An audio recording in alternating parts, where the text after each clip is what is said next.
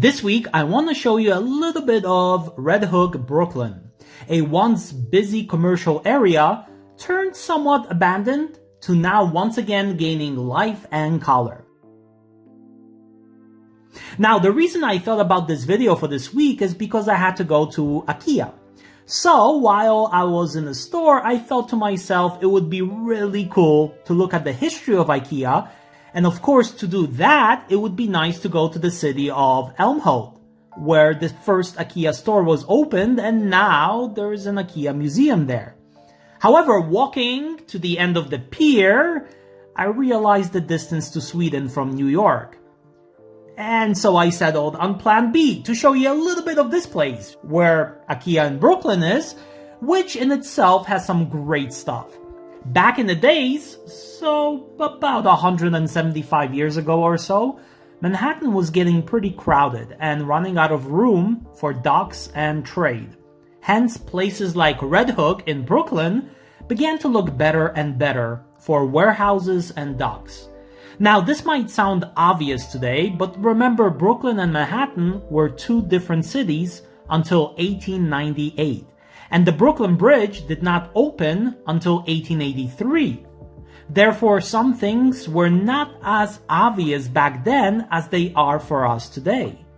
Two basins were built in the 1840s and 50s, the Atlantic Basin and the Erie Basin. It is a little bit hard to imagine that this used to be one of the busiest places in the city. This is the Erie Basin. Now, it's fairly quiet, aside from the seagulls, so careful with those. I almost got in a fight with one of them. I guess a phone in the hand sometimes resembles food, so be on the lookout. But it is also here that we have the formal grain terminal. Grain would be unloaded from ships and then stored in silos. Next to it, we have a ship called Lugin, which caught my interest. But you can Google it and there is some information and history about the ship itself, like the fact that it was built in 1966 and it belonged to the Arabian Bulk Trade, a company based in Saudi Arabia. And now, after a long history, it found its new home here. But the grain facility next to the ship was built in the early 1920s. And even from the outside, it looks like a bunker. That's because dust from grain is actually very combustible. Therefore, you need to build a facility which is fireproof and tough in case of a fire or, even worse, an explosion. In 1965, however, the place was shut down as it never really brought in major profit. After its closure in the 60s, as you can imagine, many people were laid off. And in fact, that was the fate of many of the warehouses and buildings all around this place. For years, much of these places were unused, and recently life is beginning to appear once more in modern buildings and projects which are planned all along the coast, from here to Greenpoint and Long Island City. Now, Long Island City, I showed you a little bit on this channel already as we looked at Gantry Plaza. And Greenpoint, well, that is coming up because that place is a little bit special for me. It's where I grew up. But this also brings us back to Ikea. Here we are, sneaking up on the place.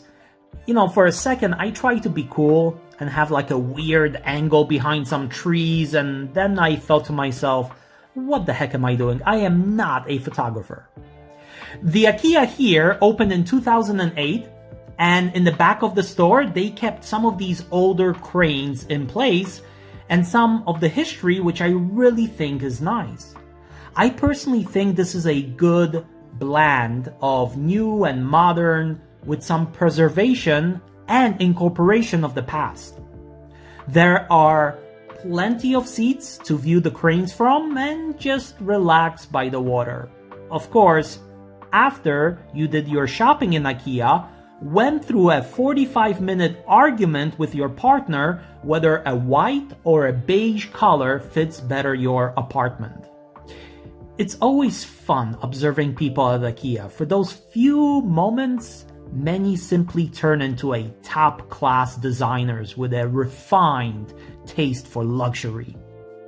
These cranes were one of the main components around ships, loading and unloading the cargo, being operated by electric and diesel power. They moved on these tracks right over here. Therefore, the operators had a wide range of motion, but also why it was dangerous, because a mistake or negligence and these cranes could actually go off the rails, which did happen. But if you have the time, it's also fun to play around with your camera and angles with the New York City skyline in the background, like here. It's as if the crane is about to get ready to pick up the Freedom Tower in the background. Kind of fun. But you have a life ring in case someone accidentally falls into water. And on the side, we have a ferry stop, which is also a great idea because you get to ride for free on the weekends, so Saturday and Sunday, between Midtown and downtown Manhattan, and here, Ikea in Brooklyn. Next to it is also where a lot of these artifacts are showcased as well. For example, the different sizes in, I think they are called cleats, to tie up the ships, ropes, and various winches, which were used to lower, to lift, pull, or keep ships straight as they were entering the docks.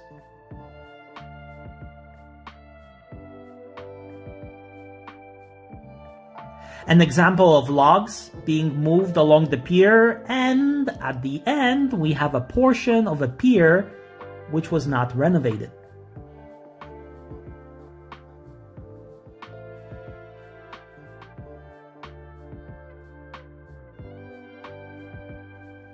There is also a crane in the Ikea parking lot itself.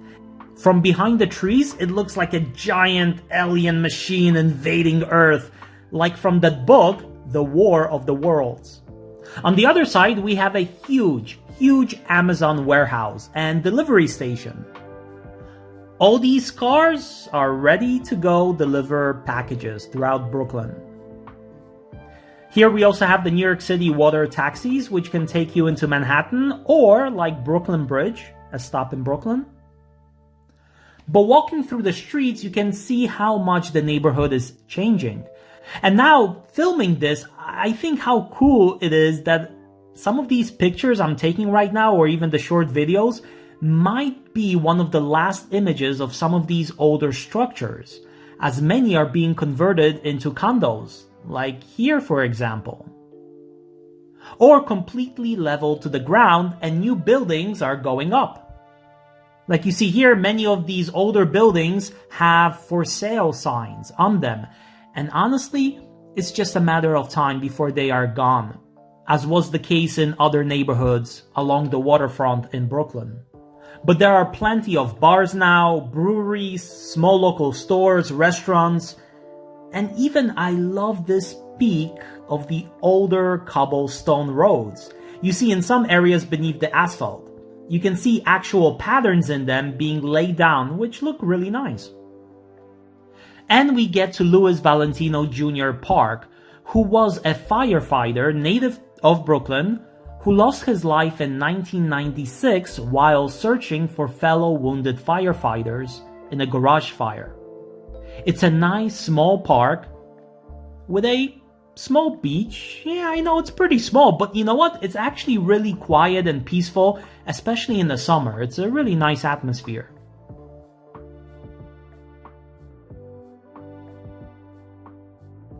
Then when you get on the pier, you have really beautiful scenery. On the left is the Verrazano Narrows Bridge. Almost in front of you is the Statue of Liberty, where you can get really great photos, as here when the Staten Island Ferry is passing by.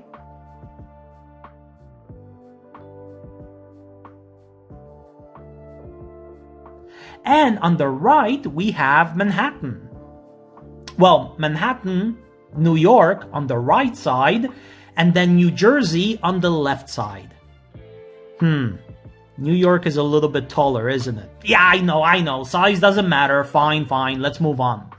But before we do go, you will also come across this sign that this is one of the sites for the Oyster Restoration Project, trying to bring back oyster reefs in New York City, which are super important for things like helping with storms and strong waves by absorbing some of the energy, prevention of erosion, and even filtering pollutants. So it's nice to see projects like this being active.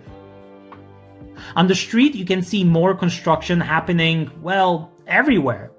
And you know there will soon be a new modern neighborhood because you can already see the infrastructure for it. Like in many places, you have the Link NYC, which you see more of all over the city.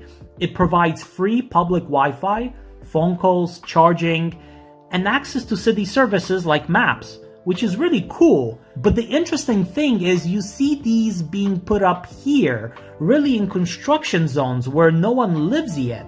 But you know things will change soon. Here, already you see a bike path put in, which is next to the Atlantic Basin. So we made it to the second one.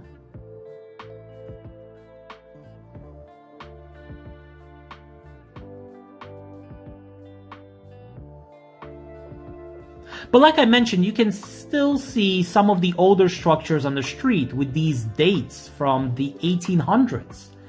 And the old designs.